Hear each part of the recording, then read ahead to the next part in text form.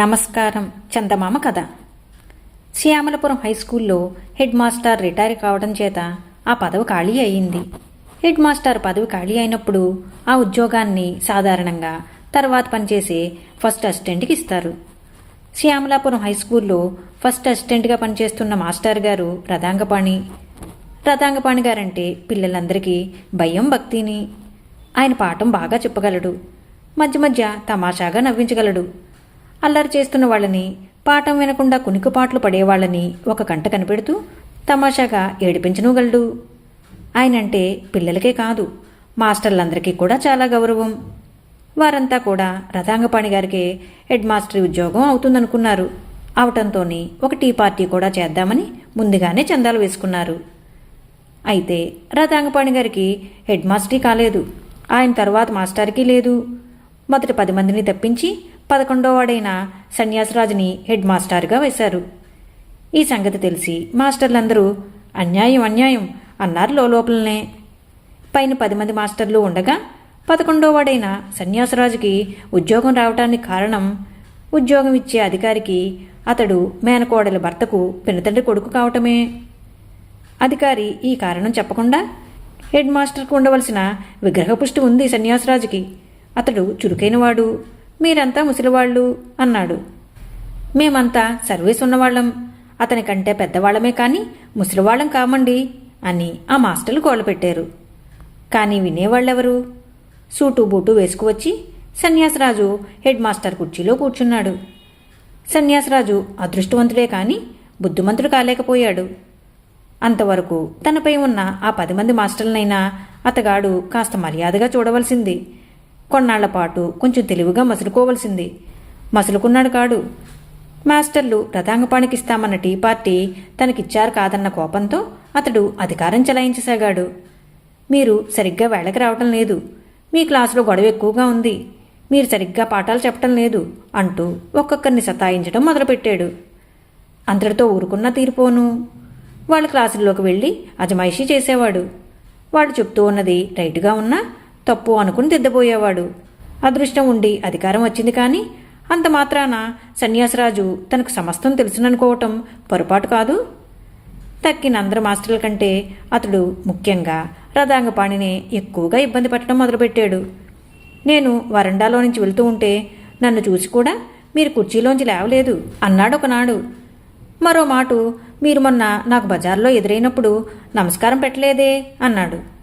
ఆ మాటకు రథాంగపాణికి చాలా కోపం వచ్చింది. అయినా దిగమింగేసుకుని తొణక్కుండా, అబ్బాయ్, నువ్వు నాకంటే చిన్నవాడివి, చిన్నవాళ్లకు పెద్దవాళ్ళు నమస్కారం పెట్టకూడదంటారు మనవాళ్ళు, అలా చేస్తే కుర్రవాళ్ళకి ఆయుక్షీణం సుమా అన్నాడు. ఇవన్నీ ముసలివాళ్ళ మూఢనమ్మకాలు, నాకు వాటి మీద గౌరవం లేదు. ఇంతకీ నన్ను మీరు ఒక కుర్రవాని కింద జమకట్టి మాట్లాడకూడదు. నేను హెడ్ మాస్టర్ని, మీరంతా నా కింద పనిచేసే ఉద్యోగులు. అధికార రీత్యా నేను మీకంటే పెద్ద కనుక మీరు నాకు ఆధిక్యత చూపవలసిందే అన్నాడు సన్యాసరాజు. అందుకు రథాంగపాణి తమాయించి, చిత్తం, ఇకపై నీ ఉద్యోగి తమ సెలవు ప్రకారమే నడుచుకుంటాడు అనేసి వెళ్ళిపోయాడు. హెడ్ మాస్టరీ అయినప్పటి నుంచి సన్యాసరాజు పెద్ద ఉద్యోగులకు మళ్ళీ తను కూడా పొద్దున్నే షికారుకు బయలుదేరేవాడు. తను కూడా పెద్ద వేషం వేసి చేతికర్ర ఒకటి పుచ్చుకుని టీవీగా నడుస్తూ వెడుతూ ఉండేవాడు. ఒకనాటి ఉదయం అతడు మామూలు ప్రకారం షికారు వెళ్ళి వస్తూ ఉంటే హఠాత్తుగా మబ్బు వేసి చినుకులు ప్రారంభమైనాయి. క్రమంగా వాన ఎక్కువైంది. తల దాచుకోవడానికని అతడు రోడ్డు పక్కనున్న ఒక చెట్టు మొదట నిలబడ్డాడు. క్రమంగా వాన ఎక్కువై తనకు అడ్డంగా ఉంటాయనుకున్న చెట్టు ఆకలి మీద నుంచే నీరు దారకట్టి అతని మీద పడటం ప్రారంభించింది. తలా వళ్ళు తడిసిపోయినా బాధలేదు కానీ కొత్తగా కొనుక్కున్న బూటు నానిపోతున్నందుకు విచారించాడు. వెంటనే బూటు విప్పేసి ఎడం చేత్తో పట్టుకుని రోడ్డు అవతల పొలంలో ఒక 100 గజాల దూరాన్ని పాక ఉంటే దానిలోకి చేరుకుందామని పరిగెత్తనారంభించాడు.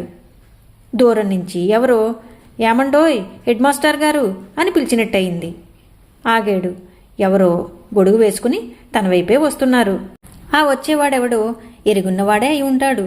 తాను జోళ్లు చేతపుచ్చుకుని వర్షంలో తడిసిపోతూ నడి రోడ్డు మీద ఇంకొకరి కంట పడటం సన్యాసరాజుకి అస్సలిష్టం లేదు. కానీ ఆగక తప్పింది కాదు. అవతల ఆయన గొడుగులో తను వెడుతూ జోడు చేతపుచ్చుకోవటం బాగుండదని తోచి వెంటనే బూట్లు మళ్లీ కాళ్ళకు తొడిగేసుకున్నాడు. ఇంతలో గొడుగు వేసుకున్న ఆయన చేరువైనాడు.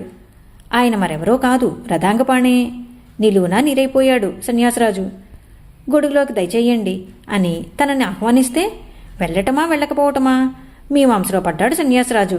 రథాంగపాణి సన్యాసరాజుని ముఖాముఖిగా సమీపించి గొడుగును భుజం మీద ఆనించి 2 చేతులు జోడించి నమస్కారమండి హెడ్ మాస్టర్ గారు అని అనేసి క్షణమైనా ఆగకుండా తన దారిని తను వెళ్ళిపోయాడు. సన్యాసరాజుకి వచ్చిన కోపం అంతా ఇంతా కాదు. రథాంగపాణిని అమాంతంగా నెమిలి మింగేద్దామా అనిపించింది. కోపంగా ఇంటికి చేరుకుని తనకు ఉద్యోగం ఇచ్చిన ఆయనతో రథాంగపాణి మీద ఫిర్యాదు చేశాడు.